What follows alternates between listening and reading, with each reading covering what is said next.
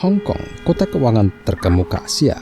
Kota yang tenar dengan gedung menjulang, tempat kaum kaya raya berkumpul. Sementara itu, di ganggang belakang, kaki lima lokal berjajar berdempetan. Juga mengusung salah satu sisi reputasi kota ini sebagai kota kuliner. Namun, tahukah Anda, kesenjangan sosial yang parah sedang menyebar di Hong Kong.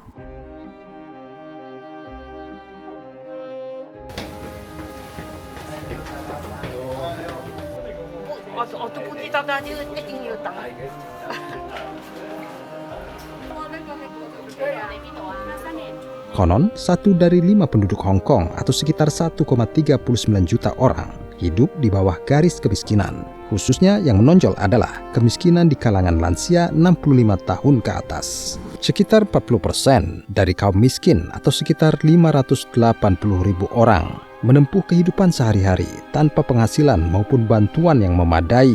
Lalu kebanyakan dari mereka pun tinggal di perumahan yang dijuluki rumah kandang atau rumah peti mati karena sangat sempit dan kumuh. Di tempat yang hanya dengan berdiri atau berjalan sedikit saja menabrak dinding, mereka harus tinggal puluhan tahun. Kadang bahkan hingga akhir hayat mereka. Kali ini kami ingin menyibak misteri mengapa timbul kesenjangan di Hong Kong. Mengapa timbul kesenjangan sedemikian rupa antara si kaya dan si miskin? Petunjuknya ada pada poster iklan properti yang kebetulan saya lihat di kota. Apakah ini properti sewaan? Semua ini dijual? Dijual? $2.176.000. Tingginya harga properti ini akibat sistem perpajakan dan kelangkaan lahan ekstrim. Total luas daratan Hong Kong 1.100 km persegi, tetapi hanya 25% yang boleh digunakan untuk lahan kota. Sisanya lahan pegunungan atau cagar alam. Pembangunan di situ sangat dibatasi. Selain itu, di Hong Kong tarif pajak badan usaha hanya 16,5%. Sedangkan tarif pajak penghasilan pribadi maksimum 17%, sangat rendah. Maka sewa lahan menjadi salah satu sumber pendapatan utama pemerintah. Sebenarnya, semua lahan di Hong Kong dikuasai oleh pemerintah, sedangkan perorangan serta perusahaan membeli hak sewa jangka panjang. Hal ini memungkinkan pemerintah untuk mengendalikan pasokan lahan, sehingga harga lahan sulit turun. Mekanisme ini tampaknya menyebabkan harga properti dan sewa melonjak. Hebat ya? Kami menanyakan betapa mahal biaya sewa di Hong Kong kepada wanita yang tinggal di apartemen satu kamar agak meminggir dari pusat kota. Ceritakan, apa pekerjaan Anda saat ini? So I'm actually an English teacher.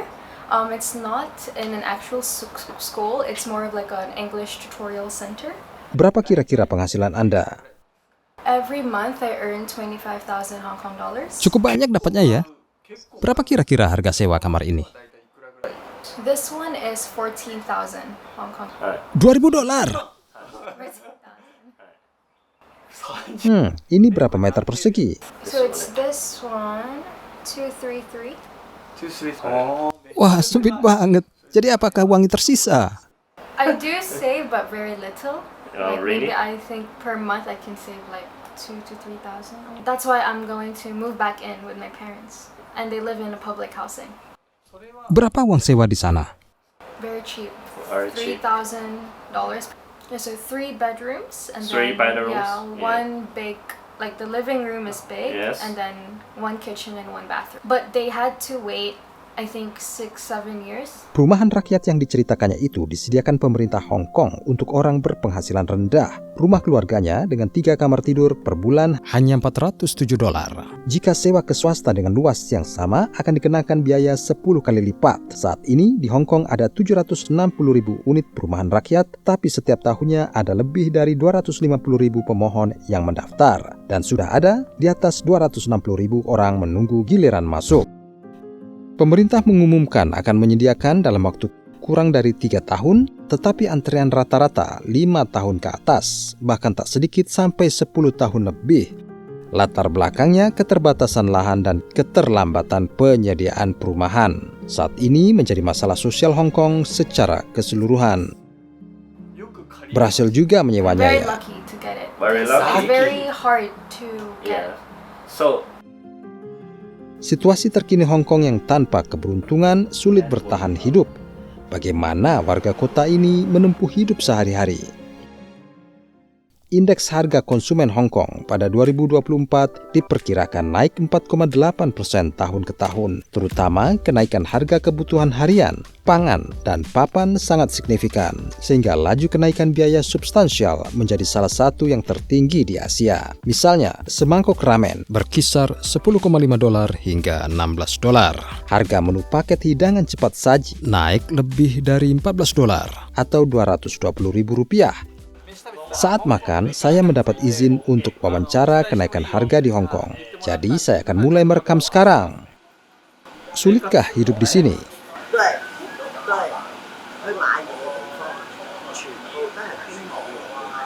全部都係咩㗎？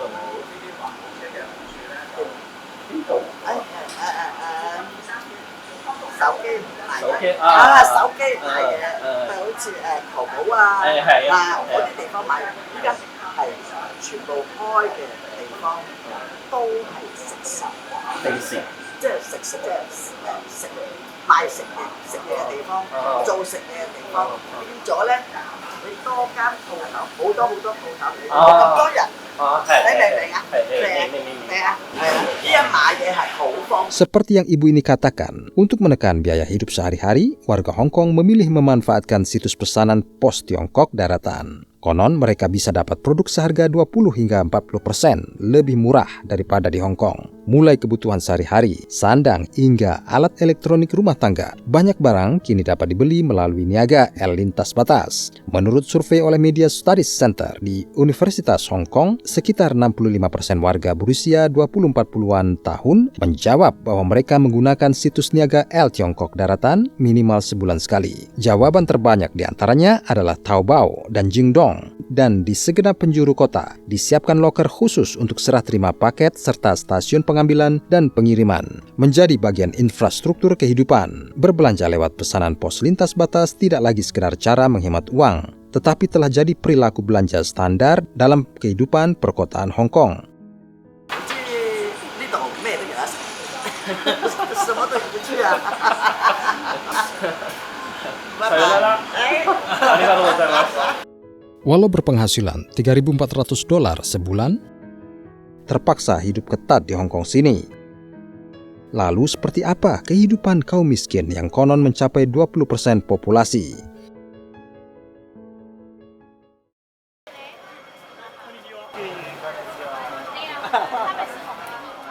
Kali ini saya didampingi para relawan yang bekerja di daerah hunian kaum miskin. Ingin melihat langsung realitas Hong Kong. Melelahkan, bahkan untuk usia 36 tahun. Ini sungguh melelahkan. Di gedung tempat tinggal kaum miskin, hampir semua tak ada hunian di lantai 1-2. Jadi kita harus terus menaiki tangga. Halo.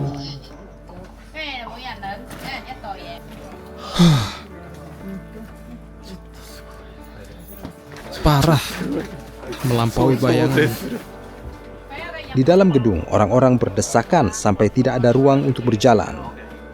Coba saya hitung ada berapa tempat tidur. 1, 2, 3, 4, 5, 6, 7, 8, 9, 10, 11, 12, 13, 14. Kira-kira ada 15-16 kamar? 19 Ada 18. Saya yakin saya menghitung dengan benar. Tapi kemana dua tempat tidur lainnya? 18. Betul-betul kepadatan yang menakjubkan. Karena bentuknya menyerupai peti mati, ruang hunian ini disebut coffin home. Coffin home adalah bangunan hunian yang ada sejak tahun 1950-an. Dan tidak seperti cage house yang jumlahnya terus berkurang setiap tahun. Rumah peti mati masih tersisa sebagai tempat tinggal kaum miskin. Kami mencoba mendengar cerita seorang pria yang sudah lama tinggal di sini. Apakah Anda bekerja sekarang? Hidup dengan uang pensiun? 中門啦，政府接中嗰個國際金有啊，做酒店啦，早點 hotel，我係一個我試酒啊 ，white steward 啊 What's the name？ ，white steward taste the white red wine champagne。品酒師啊，我1982呢個1982嗰時咧，我喺度麗晶嗰時做咗10。 Dulu Anda bekerja di tempat yang bagus. Jadi mengapa tinggal di coffin home? 哦，先有呢個咩啊？家庭問題咧，呢個幾多錢啊？買樓之後幾多嗰啲離婚啦嚇，唔係社會問題。我買有樓有成嘅，我買有樓咁買俾我係啦。離婚？separate因為離婚，然後他財產都沒有啦。是啊。Bolehkah saya melihat kamarnya? 哎呀，看可以了。我帶你去看看。いいですか？はい。你其實聽得懂一點日語是嗎？Oh, sempit. 咩龍啊？即係係啊。Oh, tempat tidurnya berderit. Serem. Wah.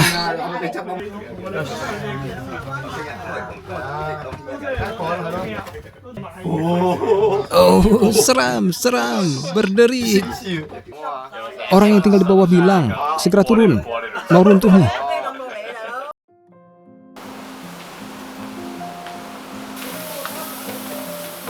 Kini kami memasuki subdivided unit, sebuah rumah mungil sempit yang disekat-sekat dengan papan kayu.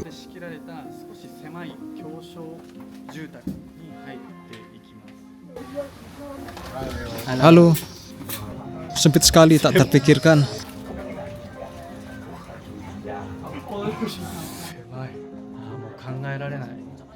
Ini dapur bersama. Ini toiletnya. Rumah peti mati yang kita lihat tadi dan rumah kandang yang dulu masih umum. Beberapa tahun terakhir jumlahnya menurun, menyusul kecelakaan tragis seperti gedung runtuh 2010 dan kebakaran 2011. Pemerintah Hong Kong sejak 2014 mengambil tindakan serius terhadap perumahan ilegal. Kemudian dipantik liputan media. Isu HAM lingkungan tempat tinggal jadi bahasan. Peraturan perundang-undangan untuk itu pun secara bertahap direvisi dan diperkuat. Namun, memanfaatkan celah peraturan perundang-perundangan yang baru ditetapkan, sebaliknya properti yang dibangun dengan standar minimum semacam tipe hotel kapsul atau unit-unit tersekat-sekat seperti ini kenyataannya kini justru naik daun. Sejak kapan ada di sini? Sekitar 10 tahun. Sudah tak kerja. Hidup dengan menerima bantuan sosial. 其實比較順。我申請嗰啲公屋，現在要等。I don't know公，我都不知道的，就一定要等。 Kenapa tidak pergi keluar Hong Kong? Misalnya ke Shenzhen, tidak ada keluarga. 我們申請的公屋呢，要等他給我，但是我都不知道，不知道他是給我的我公屋我都不知道，這是香港的政府給我們的，但是我們不知道他何時沒有不相信 Tidak bisa berkata apa-apa. Terima kasih ya. Makasih.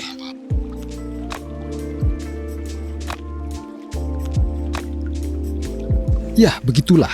Jadi, apa pendapatmu tentang videonya? Walaupun tak boleh disorot, kali ini saya diperlihatkan rumah mewah senilai $5.422.000, 88 miliar rupiah, benar-benar dunia lain. Takkan tergapai orang biasa seperti saya. Meski saya coba meraihnya seumur hidup, dunia seperti itu memang ada di Hong Kong. Di sisi lain, nyatanya orang-orang biasa berjuang mati-matian untuk bertahan hidup. Masa depan seperti apa yang diangankan oleh Hong Kong? Ini sorotan YouTube pertama saya dalam waktu singkat, 2 malam 3 hari. Masih banyak hal yang belum tersampaikan. Jika di antara pemirsa ada yang paham tentang ketimpangan di Hong Kong, beritahu kami di kolom komentar. Jika Anda menikmati video ini, silakan berlangganan saluran kami dan beri jempol. Baiklah, sampai jumpa lagi di Vietnam pada tayangan berikutnya. See you!